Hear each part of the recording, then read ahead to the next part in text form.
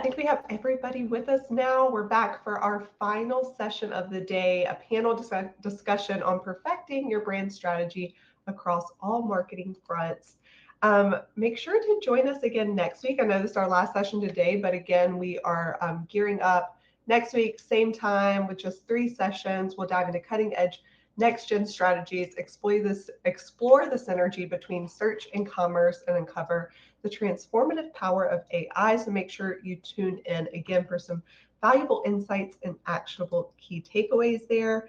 I'm not going to cover logistics again because I think we've done this a couple of times today, so I'm sure everybody's tired of hearing this from me. And I think everyone also knows who Tenuity is at this point, so I'm not going to cover that again. But I will go ahead and hand it over to our speakers so that they can introduce themselves. Megan, let's get started with you. Hi, everyone. I am Megan King. I'm a senior manager on the commerce operations team. This is my 7th year at Tenuity. I primarily focus on the Amazon retail channel, and I'm really excited to be joined by this panel of experts to talk about more cross channels than just Amazon. So Becky, I'll kick it to you. Sure. Hi, I'm Becky Trowbridge. I'm the senior marketing manager. I just got promoted, so I'm really excited about that at eComEngine. I've been here for about 8 years and excited to talk about, I'll say I'm a little bit more of an Amazon lens, but all things e-commerce branding today. Thanks, Becky. Hi, everyone. I'm Annie. I'm the senior customer success manager here at ChannelEngine. I've been in the e-commerce industry for 5+ years, and my journey started at ChannelEngine last year. Super excited for this panel and to discuss more on strategy, which is what I do a lot more of in my day-to-day. So I'm excited and looking forward to an engaging discussion. Hi, everyone. SJ here from Justuno. I'll be speaking from the on-site perspective and everything that entails when it comes to engagement, conversions, and just getting someone to that next step. My role here at Justuno is more on the partner side, meaning I'm really curious about your tech stack, how you're using it, how to best integrate and use all these strategies together. I've been at Justuno a little bit over 4 years, and I'm coming from the customer experience side.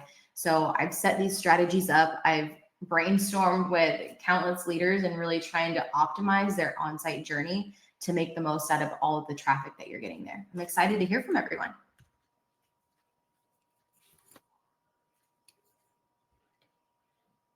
Carly, I think you went back on mute. I think it clicked over. Good now? Awesome. Thank you.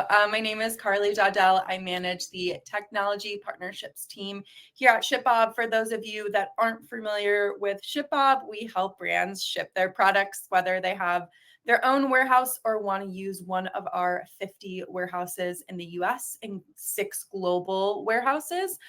So I'll be speaking from the fulfillment lens and super excited to be joined by all these powerful ladies today.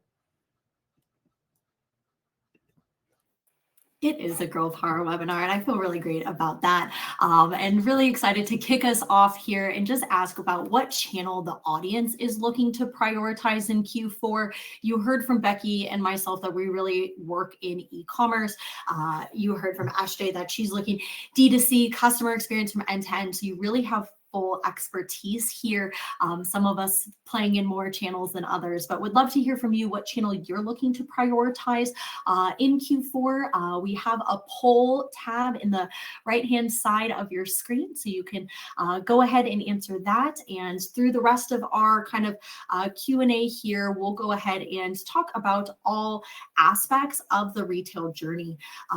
Bringing this whole panel together really here today, we're talking about perfecting your brand strategy across all marketing fronts. And so really thinking about how that customer journey, it's not just on your .com anymore. It's in market, it's in store, it's on Amazon, it's on Walmart. So really thinking about that comprehensive lens and how you're building an echo chamber of brand consistency across the board from start to finish of the customer journey. So we will dive in with that and starting with our kind of like first question, first topic, talking about brand consistency. looking at brand consistency, when I'm receiving that from one of my brands on Amazon, I'm looking to what they're doing in market elsewise and how I can replicate what they're doing on Amazon. And again, kind of creating that echo chamber. When you guys think about brand consistency, how do you define this? And like, why is it important to maintain? Actually, you and I are kind of kicking off that conversation. So I'd love for you to start with this brand consistency message and what that means for you. Yeah, thank you for that. For the definition, and I'm thinking about on-site, right? It means enhancing that brand voice at each touch point on-site. So yes, your brand voice is all about like how you are presenting yourself at a high level, but it should impact each of these kind of, I guess what we call main touch points on site here at Justuno, which is the welcome experience. Whenever someone first arrives, either that first page visit or seconds after, all the way to, are they abandoning cart? And is it during that session or in their return session? So like letting that brand voice bleed into all of those touch points, whether it's in the copy that you're using, the approach that you take down to the CTA that you present, that's kind of where I'm going. Like you can definitely, or you would want to update your imagery and all that as well. But I'm thinking more like, where are we directing someone that makes sense for their whole, why they click through? So that post-click experience kind of also could be known as like the post-hook experience. What really got them to that next click or engagement with you? And then how are you keeping that up? So it isn't only through like showcasing that high level, like I mentioned, of brand voice. It is about embedding like the right CTA, and maybe it's more than one CTA, right? Depending on like, there could be many audiences visiting from that channel. So defining it, I'm thinking more about like, how is brand voice just bleeding into everything and not just sitting there at high level? And it's so crucial because with your brand voice, you're looking at something that impacts the foundation of your on-site user experience. So if your brand voice is, super happy, it seems like you're a brand that's super on top of it, you're going to deliver, but then they get on site and the navigation isn't like showing maybe what you kind of promised there, whether it be warranty related or a sale going on or a special category, right? Like now that we have other channels, I feel like so many more categories that you can explore on the product side.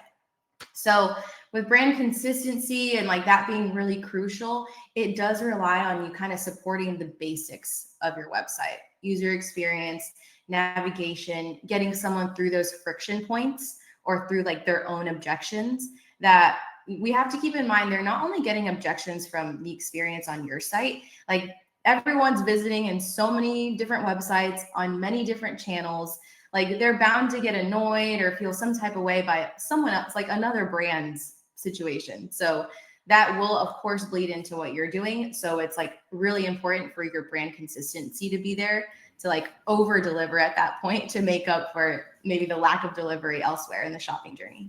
I love that you mentioned that if they're having a unique experience that's negative, they're going to bounce, right? If they know you as this great brand and they see you in market and then they go to your D2C and it's a terrible CX and like they have to upload an email or there's so many steps and roadblocks, they're going to bounce and they're going to go to one of your competitors.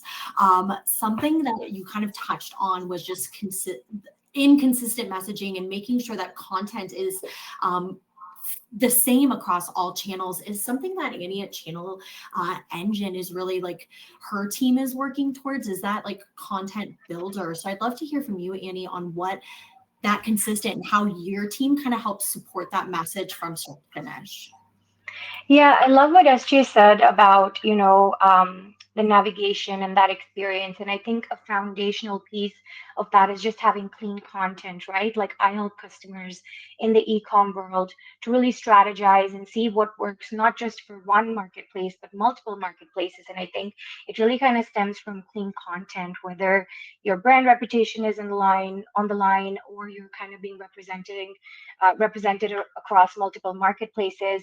An example is, using high quality images, consistent clean content to increase brand appeal, and even translation services, right? As an example, depending on how global your brand is, and really kind of ultimately what you want to do is enable customers to have trust, enhance their journey, and really kind of build brand recognition through is, and this is where ChannelEngine can help. It's an integrator, which helps you connect brands, retailers, marketplaces, and really online sales channels worldwide to really maximize your sales, unlock potential, and really kind of help you boost that revenue and from an operational standpoint, and really kind of simplify a lot of that and do a lot of that heavy lifting. So that way you're only entering content once and you're sure of it having consistency, like, the theme here, the common theme here, brand consistency across multiple marketplaces, and really kind of creating that trust with your customers and that recognition, right? So even if I'm buying something as a consumer online, I am sure that what I'm seeing on, one marketplace, like say Amazon, for example, is going to be the same, for example, on Walmart, just as an example.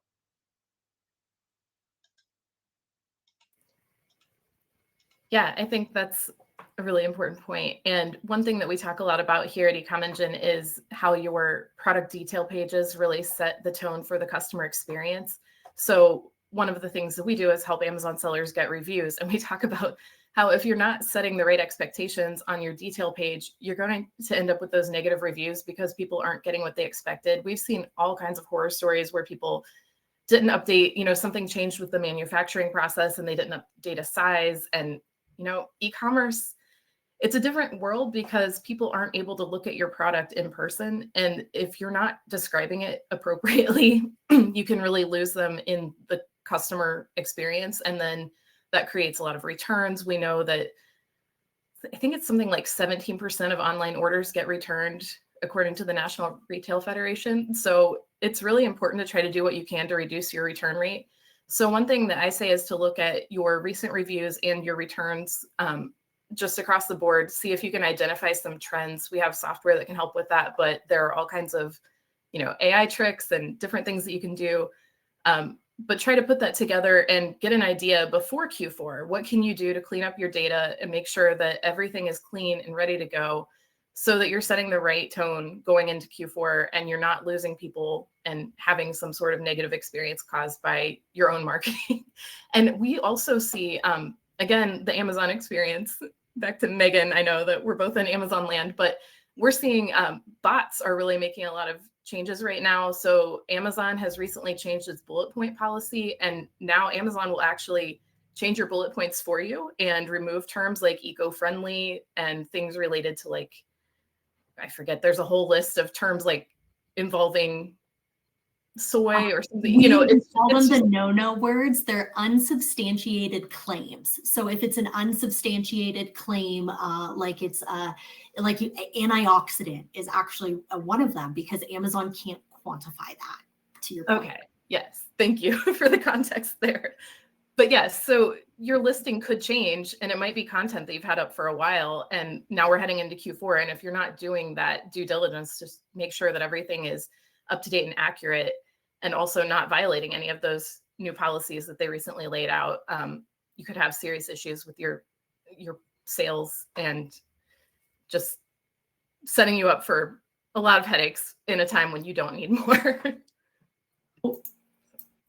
Before we go to Carly, I do want to give a level set from the poll results. And most people are looking to prioritize e-commerce in Q4. So a marriage between e-commerce and D2C, but primarily e-commerce. So Becky, we're okay talking about Amazon because I feel like a lot of people, that's what they mean. So just to level set, Carly, you had a really interesting point about looping in TikTok as well. So I'd love to hear kind of your POV on brand consistency and where that lives. Yeah, so from like the shipping perspective, brand consistency is super important. So you want to have your shipping be consistent, whether you're ordering from Amazon, whether you're ordering from a Shopify site, or whether you're ordering from TikTok, it's the same experience, right? The brand knows when they're going to receive the order.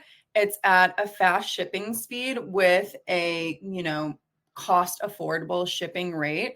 So just making sure you're streamlining that fulfillment and that shipping process through all of your sales channels. You want to make sure, especially with Amazon, that your Amazon the way the shipping speed is, it's consistent through your Shopify and your TikTok. And then the other call out is just the unboxing experience. I think this really helps with the brand image, and I'll get into in more detail in a couple of questions, but just making sure that you have that brand consistency, that unboxing experience, you can say, through every channel, right? If you're using a custom packaging for your Shopify or your TikTok, making sure that that custom packaging is in every one of your channels just to maintain that consistency and that brand image. I love it. Well, let's move on. We've talked a lot about how to keep your brand message consistent, what to look to, what to do, but what sort of tools and technology are you using to do this? I mean, Amazon land, we are as scrappy as Excel spreadsheets. We love a good Excel spreadsheet. Amazon loves a good spreadsheet with the NIS templates and variation spreadsheets and things like that. So how can you move from a manual spreadsheet and the sense of ownership that a fat thumb could cause an issue to using some automated tools? Would love to have you start, Annie, in talking about ChannelEngine there. Yeah, actually, I want to take a step back almost. And I think I'm very passionate when I'm speaking to customers about different tools to have in your toolkit, as a brand. And even before I talk about an integrator, the one thing I see that complements an integrator really, really well is a PIM, which is a product information management, which allows you to not just manage all information that's required to sell products, but also just the repository of all the information that you have available that you can push out to multiple channels.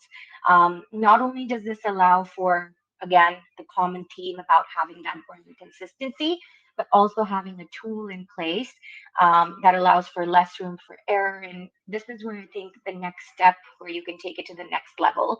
If you already have a PIM or if you're still using spreadsheets, which is totally okay, is using a tool like a ChannelEngine, which is an integrator.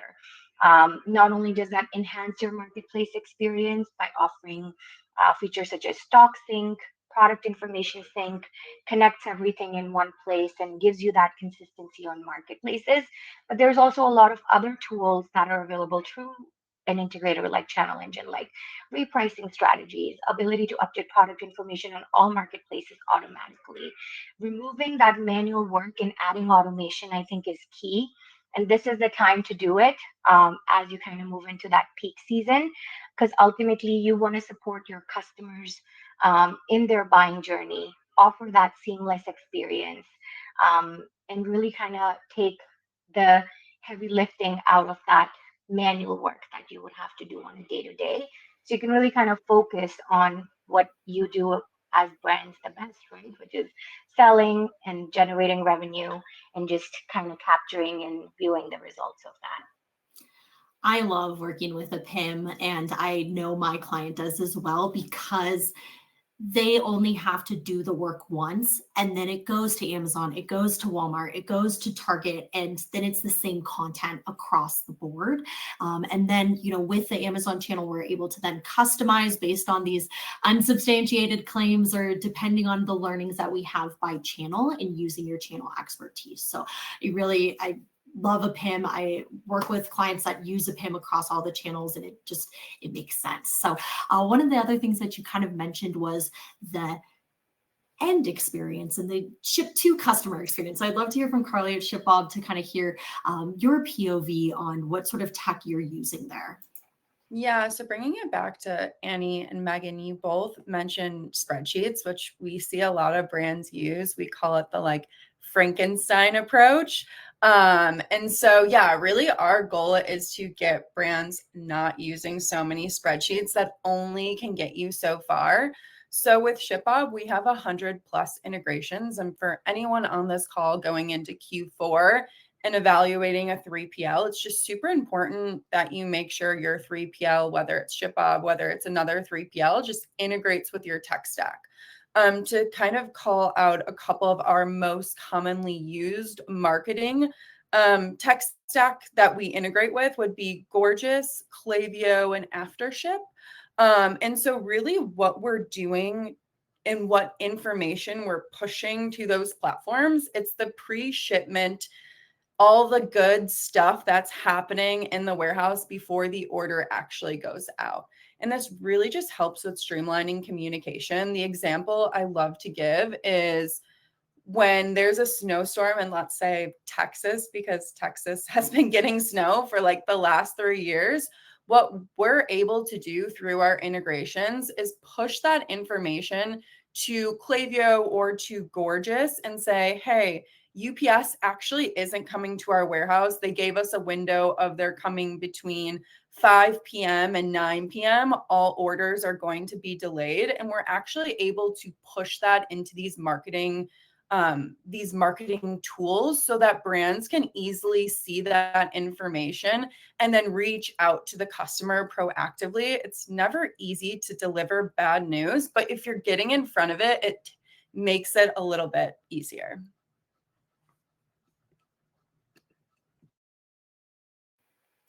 Thanks for that, Carly. I definitely know what you mean. And we'll talk about inventory here a little bit later in making sure that we're hitting those deliverables and those deadlines and making sure that customer promise is there and using integrated tech to, like you said, get ahead of it. Looking kind of at time, I'd love to keep the conversation going and move on into some brand messaging and our next topic here. So we had talked about brand consistency and what brand messaging means for Q4, really looking at that customized approach on Amazon. They're really an evergreen marketplace. So what are those capabilities that you're looking to do in holiday? What are you doing in your D2C that you're able to echo into your maybe more templatized retailers? How are brands looking to approach Q4? And SJ, I'd love to have you kind of start off and kick off with where your customer journey is and looking at Q4 and holiday messaging there. Yeah, for Q4, we're all about the website being the source of truth out of all of these channels. One, because you own it. You can change it whenever you like, ideally. And with that being the source of truth, like you're focusing on things around sale details, loyalty options, subscription offers, bundling. So kind of hitting that core, like your core segments or your core audience. Maybe that's a little different. And you're ensuring this consistency, like across everyone that visits with paid and everyone that comes in through email. One, like from a technical point, just that UTM that you're adding, you're targeting that. And then that's your base for what you should serve up in that journey to make it really consistent. And that's just naturally you adapting to each visitor. So there's no like manual work behind that. It's more, okay, we know they're in this segment. If they're going to exit the site, for example, and they're coming from a paid channel, maybe that paid channel should be a little bit more of an aggressive offer or something a little sweeter that you're not giving elsewhere to really sweeten that, because you do want to see that return on investing in that traffic and that time. And another thing that we're seeing for like consistency with the holidays is really focusing on the same session conversion. So ideally, that in a perfect world, that visitor comes back and they engage in another channel and they're back. But worst case scenario, we just have this one shot where there are many points to make an impact and not leave your campaigns hanging. Like there's so much work that goes into email campaigns, right? And your paid campaigns. And it's not enough just to have a solid site. And I mentioned earlier, like the foundations of that user experience, that is the baseline. But in order to like keep adapting and to keep serving up audiences kind of that fresh content, like we were mentioning before, it is all about tracking, one, the behavior. So like exiting and cart abandonment. Those are typically your two most intent-rich audiences, right? Like they've shown the most intent. They want to give you your money at some point. Like they already have something in your cart. So that's a lot of data that you can already go back to for your return visit. You don't really need to worry about that. What you want to worry about is the current session and just being consistent in getting someone from step 1 to step 2 to clicking on this. Maybe they've traveled a page now and they're exiting. They've now added another item to cart. Like I know that sounds like a lot of a journey, but that's how people are shopping now. Like they're getting influence left and right. And with the habit of doing your research properly as a shopper, right? And you're going into reviews and like user generated content kind of without knowing it with influencers and affiliates, it is really important to kind of have that home base of your website, delivering all those details, making things really accessible when it comes to like finding out if someone qualifies for one thing or another.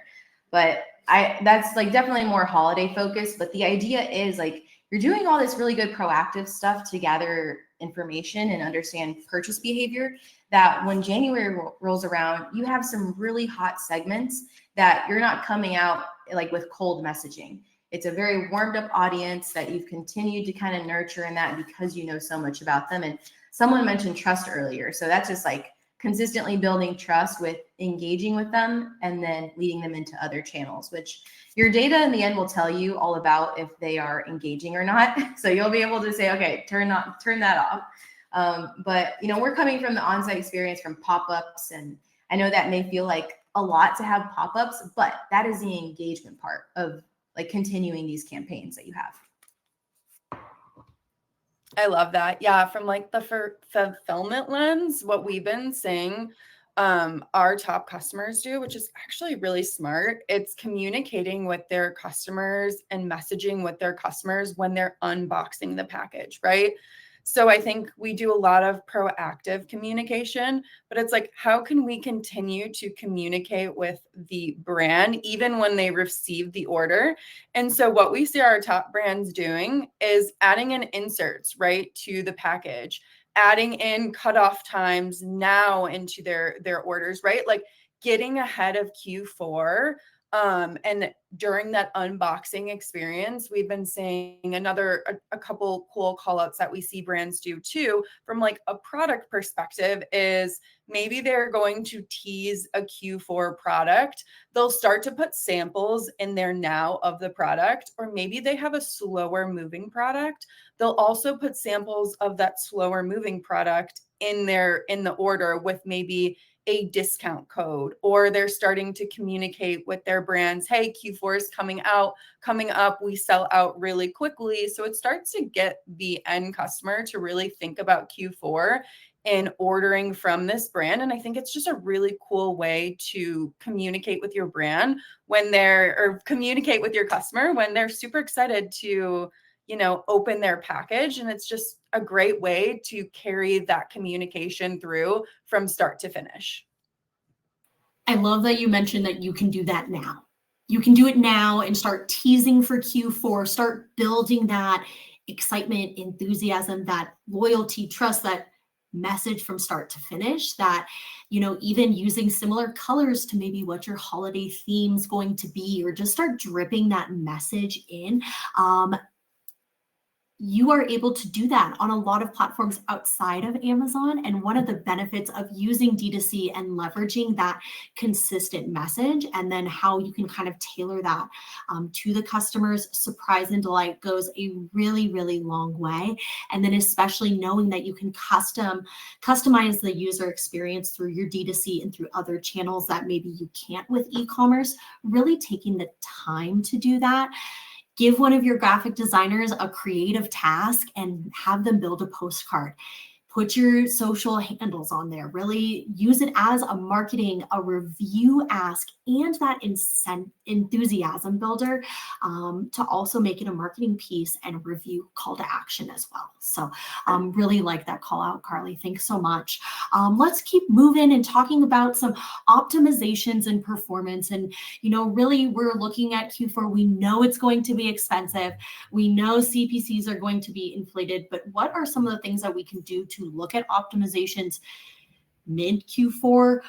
How can we look to really like optimize our performance across all of our marketing channels so that we're not spending money off of the tree right and left from Q4? What are your thoughts, Becky? Well, I think one thing that's really important is making sure that you're getting some competitive intelligence and paying attention to what your top competitors are doing on all the channels that you're competing on. You can look for ways that you stand out and then lean into those, right? Like there might be something very similar from a product offering standpoint, but you might be able to tailor your messaging to really appeal to your target audience and hopefully just rank higher and make more sales.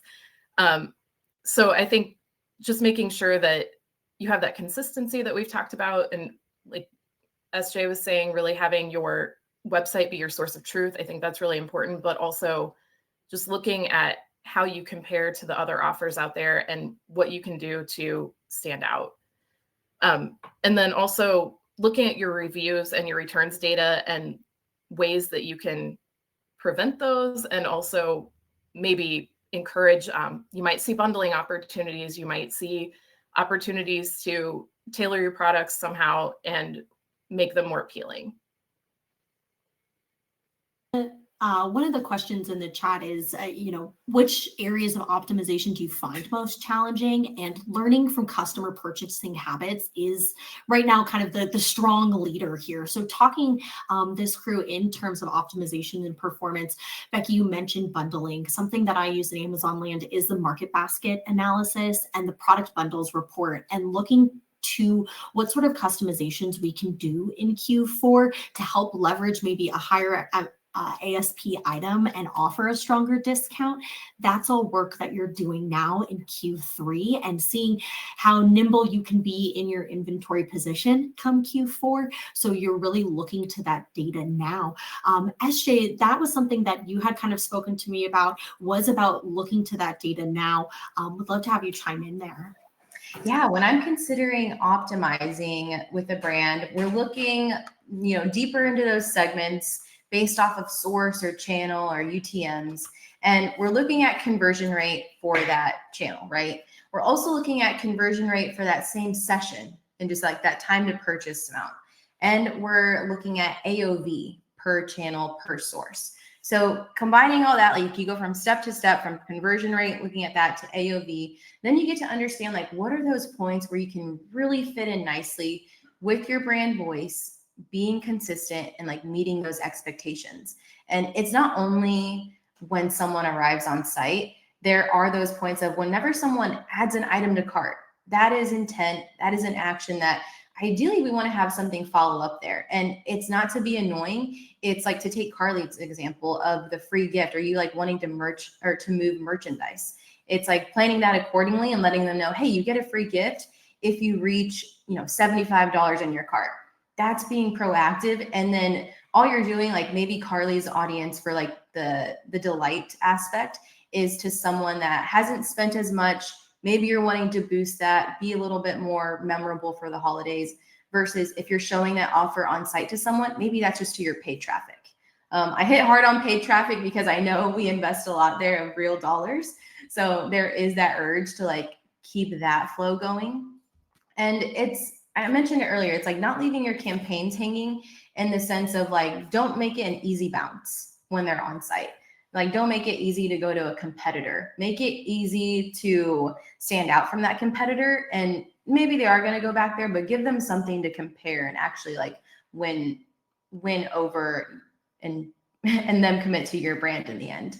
I think there's a lot like with product recommendations that you can do to optimize too. Like a lot of the times we see brands just using their e-commerce recommendation tool, which is great. It just doesn't give me enough data of what's the add to cart like, who is actually adding to cart from that product recommendation carousel. If it is more of our email subscribers, that's great. Let's A/B test different recommendations, like versus an example is like most viewed versus a product recommendation carousel that's showing what the top influencers are putting together. And you kind of see how you're connecting it to their lifestyle, who they're actually connecting with, because it's not all about like your brand voice now, unfortunately. It is about like how others portray you. So little optimization points based on behavior, and then those 3 data points.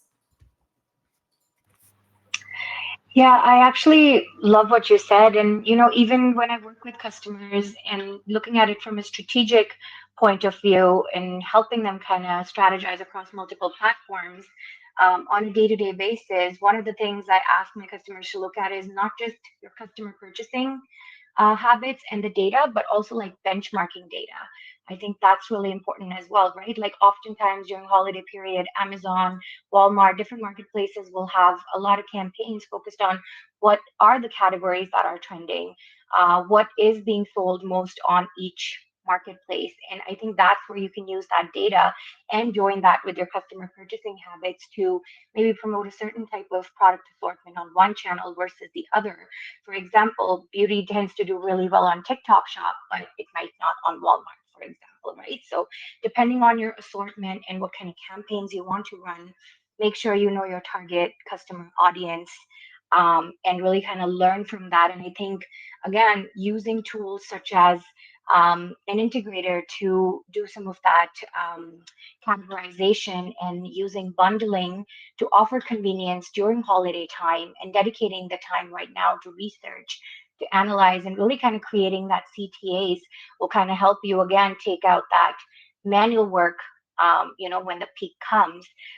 And again, this can be done by an integrator. This can be done by creating repricing strategies and kind of setting the rules and kind of continuing to learn from that behavior, right? So you will have time between now and a couple of months from now to kind of learn from that data, do a little bit of trial and error, and really kind of see where there's opportunity to continue expanding on, maybe even past the peak season, and see where some of those strategies head. Okay, you guys now both made me think about my most recent online purchasing journey.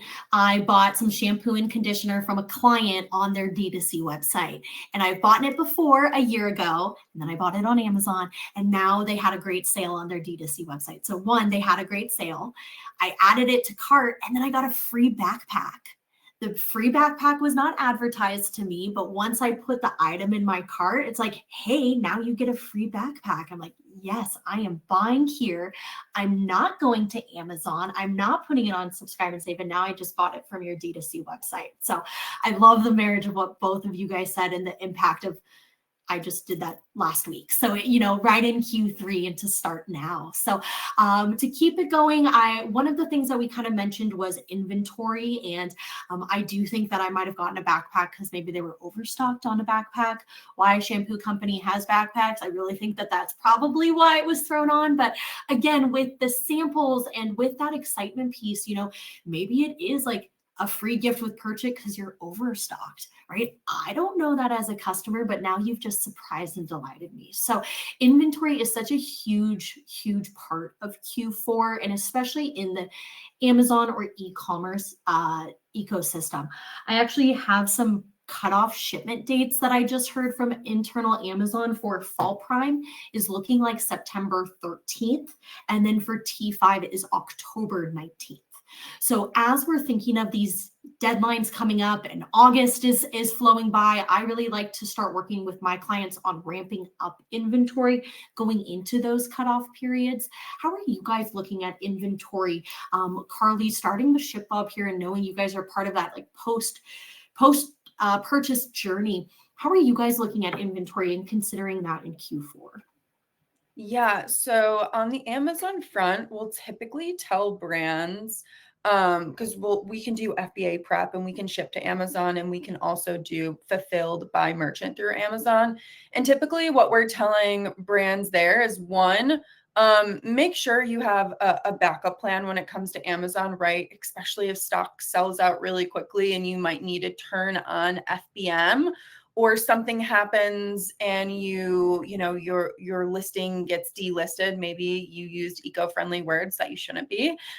So just having a backup plan there when it comes to Amazon and being able to quickly turn on Amazon FBM so you're not losing those sales. And then when it comes to inventory, you really want your inventory to be closest to your customer. And I'm sure you're like, okay, Carly, well, our customers are everywhere and they're global. And so really what you want to do there, and the strategy to think about, is splitting your inventory. So with ShipBob, we can look at historical order data and we can tell you where to place your inventory and how much inventory you should send to those fulfillment centers. So an example of this is this is the mix we see the most is probably having a West Coast fulfillment center, something in the Midwest or like in Texas or Chicago. They're really just kind of center of the US. And then having an East Coast facility, and then having something in Florida as well. Florida is always like a trickier place to ship to. And then what you're doing there is you're able to get to the end customer faster and at a more affordable shipping rate, right? Like it's not going from the West Coast to the East Cost. It's staying in that region, which is going to get it there faster and just more affordably. And I think going into the holiday, we see a lot of these free shipping. We see spend $150 and unlock free 2-day shipping.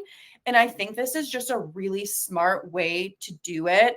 And you're actually making a profit on it, right? Like the end customer doesn't know that 2-day shipment that you had to spend $150 to get free 2-day shipping is actually going standard ground. You're just able to offer it free 2-day because you know it's going to get to the end customer in 2 days or less. So I think that's a really great way going into the holiday, or a great thing to do. And then an example I wanted to call out was our customer, Our Place. This is a real ShipBob customer, a real example. They were in 2 warehouses, and last year they moved into 4 warehouses.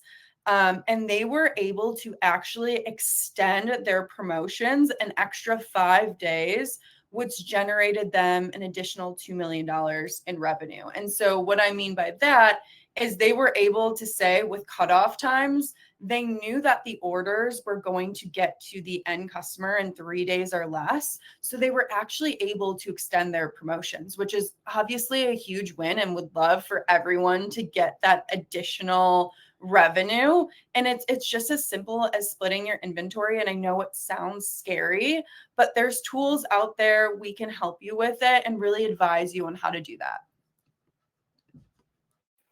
I think Becky will chime in about the benefits of doing that, especially with Amazon and the low-level inventory fee. Becky, hearing about the disbursement of inventory, that just ding, ding, ding. What are your thoughts on kind of using the FBA analysis here with the inventory piece?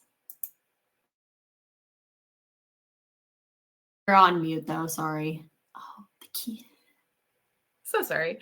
I was just saying, we saw the inbound placement fee get rolled out this year, and part of that is Amazon basically telling you exactly what Carly just said. It makes a lot more sense to have your inventory closer to your customer for a variety of reasons. But when I think about the clean sweep of inventory, I think low inventory level fee, aged inventory surcharge, you're coming up on peak holiday season fees. I don't know about other e-commerce platforms, like the nuances of how the storage fees are charged, but your 3PL or another company that you're working with may also have additional fees during the holiday. And if you've got old inventory that's just kind of sitting there and not really moving, we've talked about, Carly had a great idea for sending a sample to try to get that slower inventory moving. Anything that you can do to try to sell that. We've got Turkey 11. We've got a Labor Day sale, which is before Q4, but we're kind of just, this back half of the year is just sale after sale. And anything you can do to get that slow moving inventory out of your warehouse now and in Q4 will help you set up for success in 2025, because you really don't want to be sitting there in February with a bunch of stale inventory that you have to pay to remove or dispose of, or, try to sell on another platform. Also with Amazon in particular, there are FBA capacity limits. So really making sure that you've cleaned your inventory. If you've got that top selling ASIN, you need to make sure that you can fulfill those orders, because we don't pay all this money and spend all this time driving traffic to our top selling products to just hand it to a competitor because our product is out of stock. And much like Carly said, definitely have a backup plan. FBM is a great one. Even if you're there at 3 a.m. fulfilling orders yourself, it's better than losing that spot. So just making sure that you're prepared for all of those pieces of inventory and you're keeping things moving effectively. And with the low inventory level fee, this will be our first holiday season seeing how that plays out. And I'm really curious, because with Prime Day, it's still a little too soon to know exactly, because it's like based on 28 days of supply. And there was a waiver for Prime Day this year. And so Q4 is going to be the real test, I think, to see how exactly that works for you, but making sure that you're keeping enough inventory in stock. With Amazon, it needs to be between 28 and like 180 days. Once you get past that 180 days, there are additional fees on top of your regular fees. So you want too much, or you don't want too much, but you also don't want too little, and keeping that flowing. And also, I think the receiving period for Black Friday was supposed to be September and October. I think maybe even by, I don't want to say a date, but I want to say like mid-October is pretty much the latest that they want your inventory, right, Megan? Yeah, the 19th was the date I got this week. Okay. Yeah, that's what I was going to say. And then I was like, don't say it if you don't remember. Okay, thank you for. I have it in an email from Amazon if we need it. Okay. Perfect. Thanks, Becky. I know inventory position and like where that comes and the fees with it, like preparing now and checking your overstocks can only help come February when you're then dealing with that huge bill from Q4 and the cost. So using these promotional periods intentionally, one of the things that I've done with clients is even give heavier overstocked items a larger discount than maybe some of their hero items, so that we look to sell through those quicker than some of our heroes. And that gives kind of that switch or alternate. And then you're willing to lose some of that market versus just giving it away for free or having to return it. So I know we are kind of bumping up to time. We started a little bit late, so I'd love to just summarize with some some key takeaways here regarding our clean brand sweep and vision for Q4. Really enjoyed hearing from everyone today and this group of powerful women. Thank you so much for your insights. Really looking to ensuring clean, high quality content is one of the key factors to a successful Q4. Looking at real-time behavior targeting to optimize visitor engagement, capturing and utilizing data to inform holiday marketing strategies. If you're in this webinar, hopefully that means you're willing to start now, able to start now, and excited to do so. Looking on conversion rate and review and prioritize inventory. So thanks so much for joining us here today, and really appreciate spending the entire day with us and ending with this crew here. Thanks. Awesome. Huge thank you to all of our panelists. This is a really great discussion. I really enjoyed it. So thank you all. So many great insights for our audience to take away today. I'm not going to reshare this link because I know I've done it a couple of times today. I think everyone got it. But please check out this offer from SJ for a free website conversion audit. I'm also going to share this link here. So this is our major events calendar that I just shared. We've created a downloadable calendar to make planning a little bit more seamless and ensure that you're prepared for what's next, so you don't have to miss things anymore. Like literally all you have to do is click this link. It links to your Google Calendar, and all of these key deadlines are there. So it's actually really nice to have. We did this for Prime Day as well, and it was super helpful. So make sure you click that. And then this isn't it. This is it today, guys. But we have day 2 next week, Wednesday, August 14th, starting at 10 a.m. Pacific time, 1 p.m. Eastern. So please join us again. You're not going to want to miss these. We have some really great sessions lined up. So pushing marketing boundaries with next-gen strategies, linking search to sale, and then we'll have a final session with Tenuity and Iterable, and they're going to be discussing working harder and not smarter, or working smarter and not harder with AI. So we'll have some more prize giveaways on day 2 as well. So please tune in with us. And just a really big, huge thank you to our audience for taking the time to join us today. And big thanks to all of our presenters today. I know everybody puts a lot of hard work into prepping for these, so appreciate everyone. And we look forward to seeing you all next week. Thanks all.